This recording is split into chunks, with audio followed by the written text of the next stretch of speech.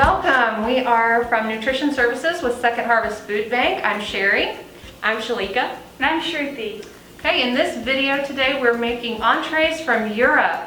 We've got a quick cooking version of a French classic, beef bourguignon, and then we've also got a healthier take on a British classic, fish and chips. This video is the second video in a series celebrating a world of flavors. Look for our other videos with cuisine from around the world and our appetizers from Asia video and our sweets from South America. And remember, don't yuck my yum. This series is meant to increase exposure to foods from around the world and our healthy takes on them. All right, let's continue our culinary tour around the world with entrees from Europe. For our beef Burgundy, or beef bourguignon, as it's said in French, boeuf bourguignon, we have 6 tablespoons of butter we're going to melt, and then we have 3 pounds of round steak if you're cooking in a crock pot, or more tender steak like a sirloin if you're going to make it on the stove top. Then we have chopped onion, which I've already chopped. We have 2 jars of sliced mushrooms, 1 of them drained. And we have 10 and a half ounce cans of beef gravy. We have salt and pepper to taste. This is 9 tablespoons of cooking wine, and this would be a dry wine.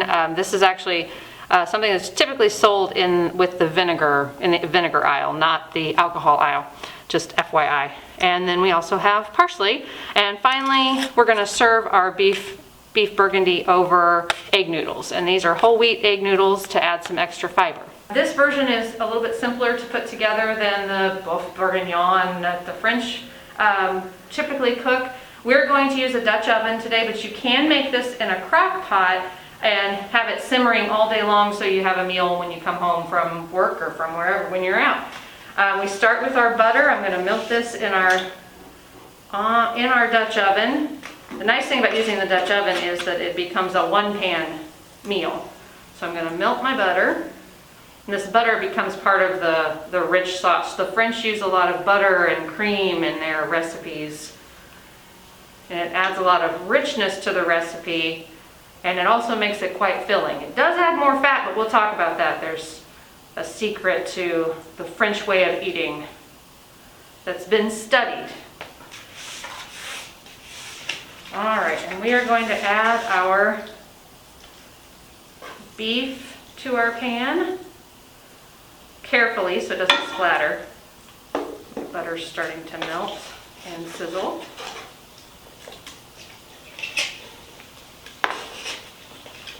And cooking on the stovetop like this, you need a more tender cut of beef, because you're not going to be cooking quite as long. If you use the crock pot to cook this recipe, you can use a lesser quality beef, i.e. you can save money by using lesser quality of beef because it will become tender as it cooks throughout the day.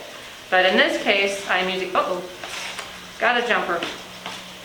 In this case, I am using a sirloin for my stovetop cooking. So we're going to let that fry and brown. And this will take probably 5 to 10 minutes to do that. So we'll just let this get nice and brown before we move to the next step here.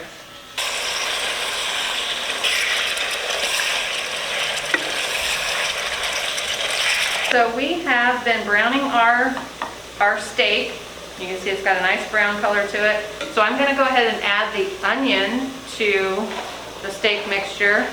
And we've got to cook that onion until it's translucent. So it's going to take, again, maybe another 3 or 4 minutes, maybe 5 minutes. But that's just going to cook up. And we'll get those onions cooked. I promise this is the hardest part of this recipe next to waiting for it to be done while it makes your entire house smell wonderful. Okay, so you can see that it's been about 5 minutes, minutes, maybe 5 to 7 minutes, and our onions have a nice translucent color to them, so they've cooked down, and our beef is nice and brown. So now it's just a matter of adding all of our other ingredients. At this point, if you were using a crock pot and you had cooked the onions and the meat in a skillet, you would transfer the onions and the meat to the crock pot and then add all your other ingredients. So now, but since we're gonna go do it on, do everything on the stove, I'm just gonna throw everything into the Dutch oven now. So I have got my mushrooms, and I drained 1 can of the mushrooms, but you could leave, if you want more liquid in there, you can leave the liquid on the mushrooms. That's completely up to you. That's my other jar. I keep saying can, but they're jars. I do know the difference, I swear. All right, so added my mushrooms. I'm gonna give those a stir. I'm gonna add my gravy.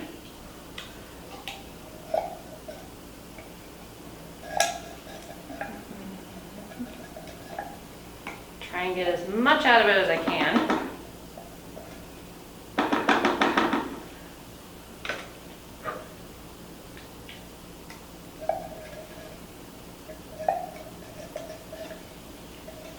Okay, once I get everything added, we'll turn up the heat for just a bit so we can get it to a nice simmer.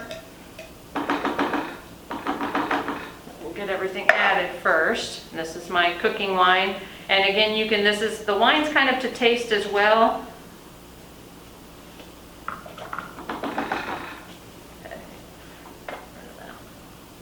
All right, I'm gonna give this a stir before I add my seasonings.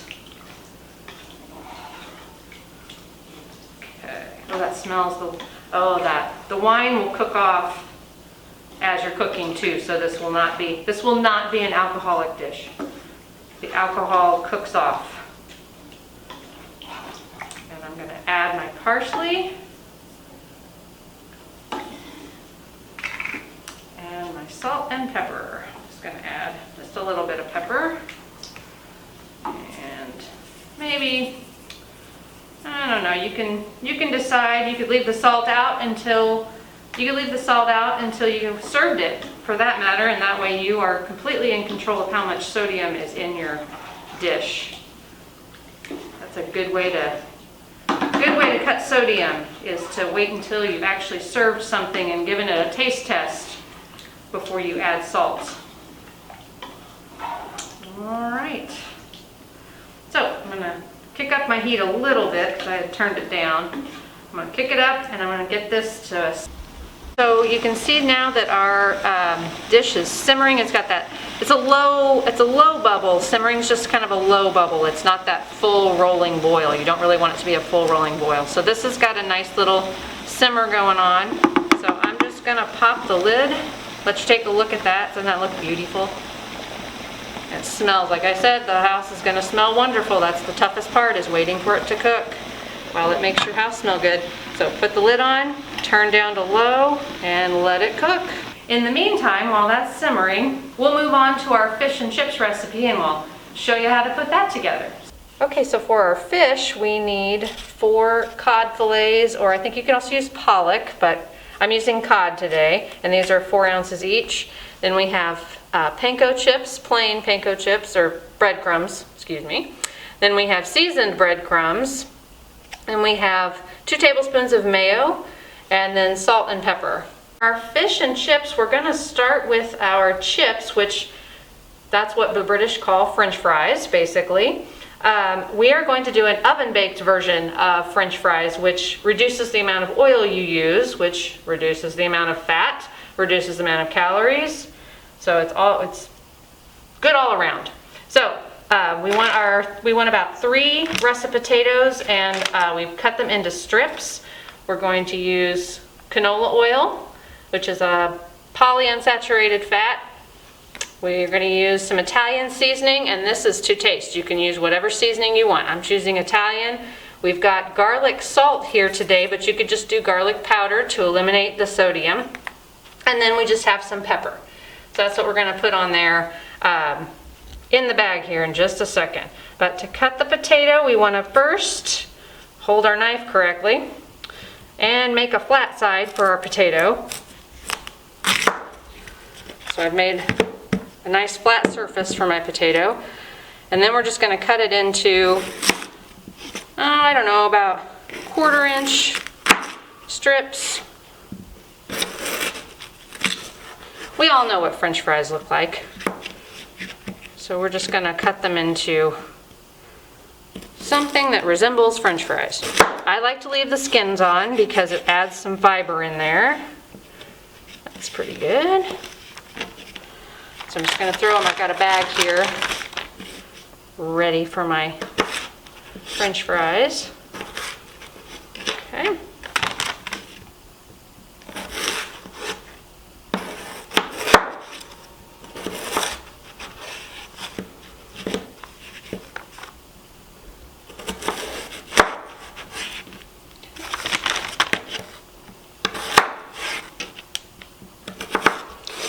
The key is to get them all about the same size so they cook evenly when they get into the oven. So once they're in the bag, we're going to take our canola oil, put it on there. Take our seasonings, whatever we want to use, plop it in the bag. All right. I'm going to seal the bag up. Get rid of some of the air out of there, but we're going to seal the bag up here, do a test, because the next thing is to kind of, what I call massaging the bag, to get the oil and the seasonings to coat all the potatoes.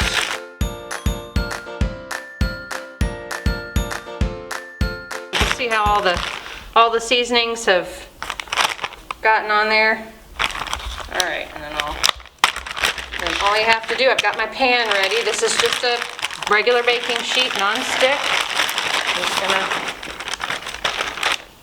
put my potatoes on there. I'm gonna spread them out so they're in a single layer. Okay.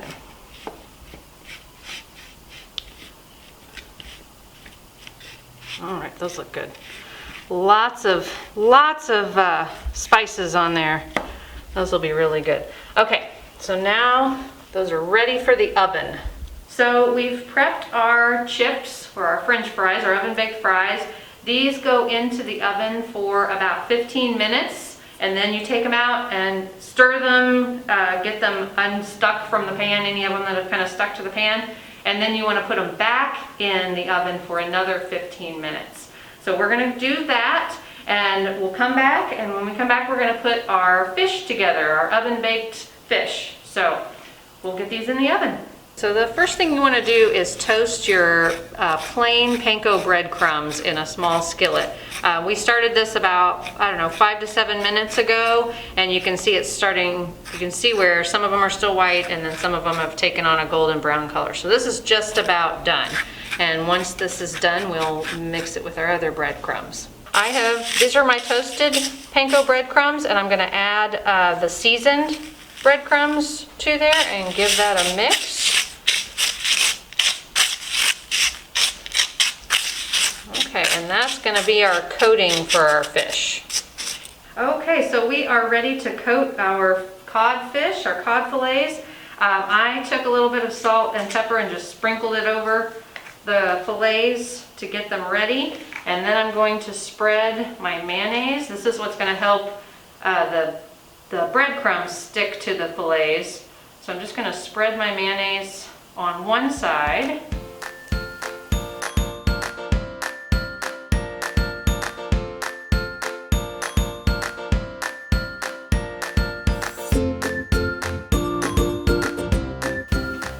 Okay, and now I am going to take one of the fillets, put it in my breadcrumb mixture, and sprinkle the breadcrumbs on top and just kind of press them into the mayonnaise to kind of get them to stick on there. Okay. All right, I'm going to transfer it to, this is actually a greased baking sheet. I used, just took some butter and greased that baking sheet so the fish wouldn't stick to it. And then I just keep going with all of my fillets until I've got them all breaded. Just before the fillets go into the oven, we just want to sprinkle the rest of our breadcrumbs on top. So it'll be nice and crispy when it comes out. Because we know typically fish and chips is a fried dish, so it comes out very crispy, but it's deep fried and adds a lot more fat to the dish. So with this being baked, we want to give it as much crunch as possible by just sprinkling the breadcrumbs on the top. Okay, so our fish is now coated with our breadcrumb mixture and ready for the oven, and we're just going to put it in there for about 12 to 15 minutes at 400 degrees, and that will crisp it on up, and you just want it to come out nice and flaky. So we're going to go throw this stuff in the oven, and then when we get back, we will have our entrees from Europe. Our fish and chips have come out of the oven, and you can see here that our fish is nice and golden brown and crispy and flaky. See, it just flakes right off there, so that's what you want when it's coming out of the oven. And then we've got our oven-baked chips, or oven-baked French fries, and again, those both use much less oil, so we've reduced the fat in both of them and put a very more healthful twist on that British classic fish and chips. Then for our beef Burgundy, it has been simmering for about an hour and a half. You can do an hour to 3 hours on the stove. If you're using a crock pot, you want to do about 8 to 10 hours on the low setting. So that will make your entire house smell delicious, and we've served it over our noodles. And I mentioned earlier that the French, we use that butter and it makes a nice creamy sauce. There's a principle called the French paradox, where the French eat a lot of cream and butter and cheeses and things like that, but they actually have lower incidence of cardiovascular disease. And that has to do with the rest of their lifestyle. The fact that they eat more slowly and more mindfully. They also enjoy their food more slowly, and they're not as interested in dependability and speed and convenience for their food. They really take enjoyment out of their food, and that slows them down, and therefore they eat less of more interesting food. And they also, and this is not a reason to start drinking, but they do drink red wine, which has a lot of antioxidants in it, specifically resveratrol, which has been shown to have heart healthy benefits. But if you're not a drinker, that's not a good enough reason to start. But if you are, one glass of red wine can help improve your health. So everything in moderation there. But those are our two dishes, our entrees from Europe, and thank you for joining us.